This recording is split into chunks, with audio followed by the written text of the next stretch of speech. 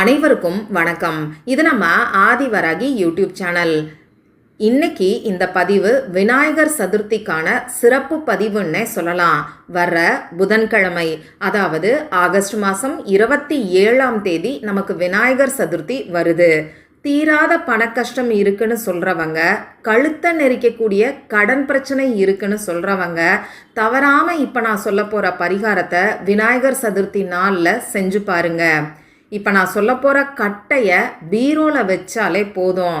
அதிர்ஷ்டம் இருக்கிறவங்களுக்கு மட்டும்தான் இப்போ நான் சொல்ல போகிற கட்டை கிடைக்கும்னே சொல்லலாம். வாங்க, அது என்ன கட்டைன்னு இப்போ நாம் தெரிஞ்சுக்கலாம். இதுவரைக்கும் நம்ம சேனலை சப்ஸ்கிரைப் பண்ணாமல் பார்த்துட்ருக்கீங்கன்னா மறக்காமல் சப்ஸ்கிரைப் பண்ணிக்கோங்க.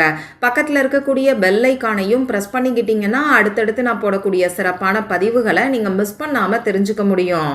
வர்ற புதன்கிழமை நமக்கு விநாயகர் சதுர்த்தி வருது. ஆவணி மாதத்தில் வரக்கூடிய வளர்பிறை சதுர்த்தி நாளில் தான் விநாயகர் அவதரிச்சாரு. அந்த நாளை தான் நாம் விநாயகர் சதுர்த்தியாக கொண்டாடுறோம். புதன்கிழமை நாள் விநாயகரோட வழிபாட்டுக்கு உகந்த நாள்.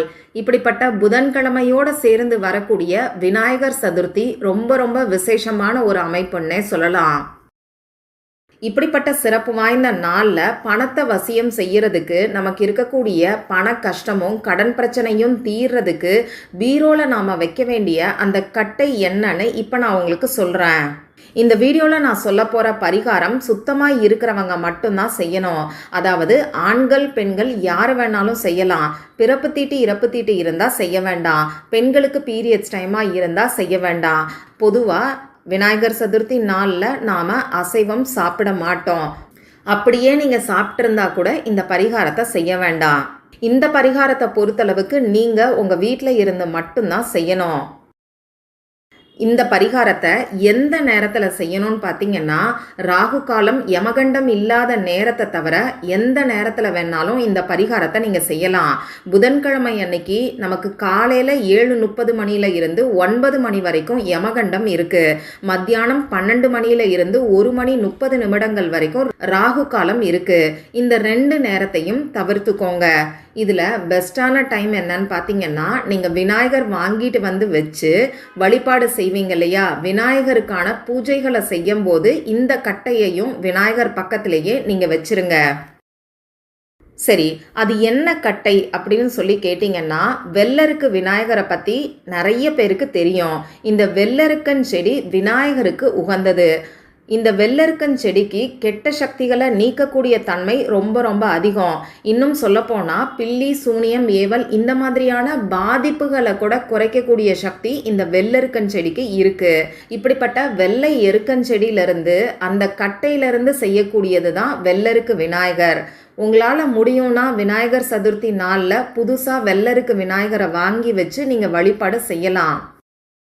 இதெல்லாம் சரிங்க, நீங்கள் கட்டைன்னு சொன்னீங்களே, அது என்ன கட்டைன்னு சொல்லி கேட்டிங்கன்னா, வெள்ளை எருக்கன் கட்டை தான்.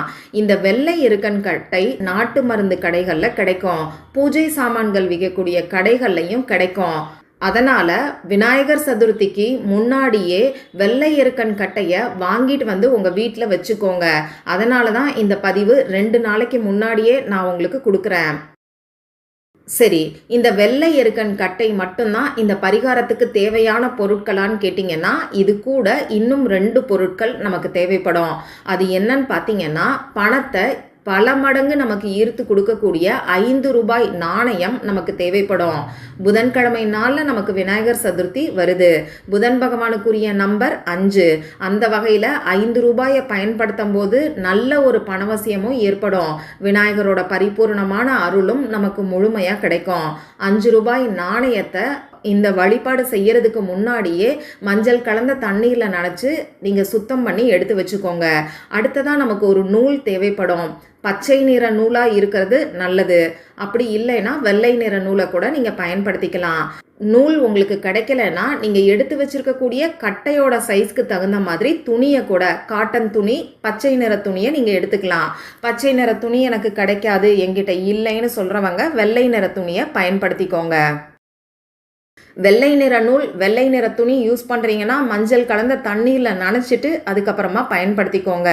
அதே மாதிரி இந்த வெள்ளை எருக்கன் கட்டையையும் வாங்கிட்டு வந்து மஞ்சள் கலந்த தண்ணீரில் நனைச்சிட்டு அந்த ஈரம் காஞ்சதுக்கு அப்புறமா இந்த வெள்ளை எருக்கன் கட்டைக்கு மேலே நல்ல மஞ்சளை பேஸ்ட்டாக ரெடி பண்ணி பூசி விட்டுருங்க. இந்த வெள்ளை எருக்கன் கட்டைக்கு மேலே மஞ்சளை பேஸ்ட்டாக பூசி விட்டதுக்கப்புறமா குங்குமமும் நீங்கள் வச்சுக்கோங்க.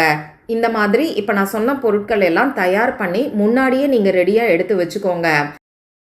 இப்போது விநாயகர் சதுர்த்தி நாளில் விநாயகருக்கு வழிபாடு செய்கிறதுக்கு முன்னாடியே, அதாவது நீங்கள் விநாயகர் சிலை வாங்கிட்டு வந்து உங்கள் வீட்டில் வச்சதுக்கப்புறமா உங்கள் பூஜை அறையில் நீங்கள் விளக்கேற்றி வச்சுட்டு வெள்ளை எருக்கன் கட்டையையும் இந்த 5 ரூபாயையும் ஒன்று மேலே ஒன்றா வச்சு நூல் போட்டு கட்டிக்கோங்க.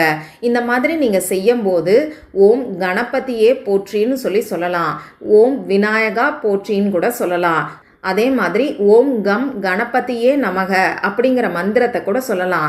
இந்த மாதிரி எளிமையான ஏதாவது ஒரு மந்திரத்தை சொல்லிக்கிட்டே இந்த வெள்ளை எருக்கன் கட்டையோட 5 ரூபாய் நாணயத்தை வச்சு கட்டிக்கோங்க.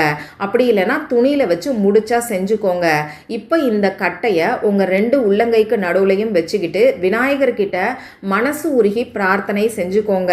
இத்தனை வருஷமாக இருக்கக்கூடிய பண கஷ்டம் குறையணும், கடன் பிரச்சனை தீரணும், வீண் விரய செலவுகள் குறையணும், பணம் மேலும் மேலும் சேரணும்னு சொல்லி பிரார்த்தனை செஞ்சுக்கிட்டு இந்த கட்டையை விநாயகரோட பாதத்தில் வச்சிருங்க. இந்த கட்டை பூஜை அறையில் 3 நாட்களுக்கு அப்படியே இருக்கட்டும். 3ஆவது நாள் பார்த்தீங்கன்னா நமக்கு வெள்ளிக்கிழமை வருது. வெள்ளிக்கிழமை அன்னைக்கு காலையில் சுக்கிரஹோரை நேரத்தில் உங்களால் முடியும்னா குளிச்சுட்டு இந்த கட்டையை எடுத்து பீரோவில் வச்சுருங்க.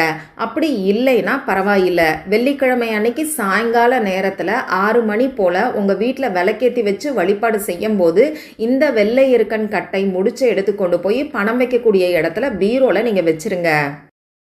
இந்த கட்டை எத்தனை நாட்களுக்கு இருக்கணும்னு பார்த்தீங்கன்னா 1 வருஷம் வரைக்கும் இருக்கலாம். அடுத்த விநாயகர் சதுர்த்தி வரைக்கும் கூட இந்த கட்டையை நீங்கள் பீரோவில் வச்சுக்கோங்க. 3 மாதத்துக்கு ஒரு தடவை இந்த கட்டை எப்படி இருக்குன்னு பாருங்கள். ஒரு சில சமயங்களில் இந்த கட்டை பூச்சி பிடிக்க ஆரம்பிக்கும். அந்த மாதிரி பூச்சி பிடிக்க ஆரம்பிச்சிச்சுன்னா அந்த கட்டையை எடுத்து ஓடுகின்ற நீர்நிலைகளில் விட்டுருங்க. இந்த 5 ரூபாய் காசை விநாயகர் கோவில் உண்டியல்ல, அப்படி இல்லைன்னா எளியவர்களுக்கு தானம் பண்ணுறதுக்கு பயன்படுத்திக்கோங்க.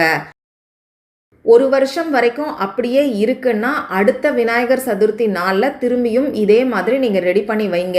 சப்போஸ் ஒரு 4-5 மாதத்தில் இந்த கட்டையில் பூச்சி வைக்க ஆரம்பிச்சிருச்சுன்னா அதுக்கு அடுத்து வரக்கூடிய ஏதாவது ஒரு வளர்பிறை சதுர்த்தி நாளில் இதே மாதிரி கட்டையை ரெடி பண்ணி நீங்கள் பீரோவில் வைங்க. இந்த கட்டை இருக்கக்கூடிய இடத்துல பணத்துக்கான தோஷமும் திருஷ்டியும் நீங்கும், பணவரவில் இருக்கக்கூடிய தடைகளும் நீங்கும், நல்ல ஒரு பணவரவும் நிச்சயமாக ஏற்படும். ட்ரை பண்ணி பாருங்கள். மற்றும் ஒரு பயனுள்ள பதிவில் நாம் சந்திக்கலாம். நன்றி.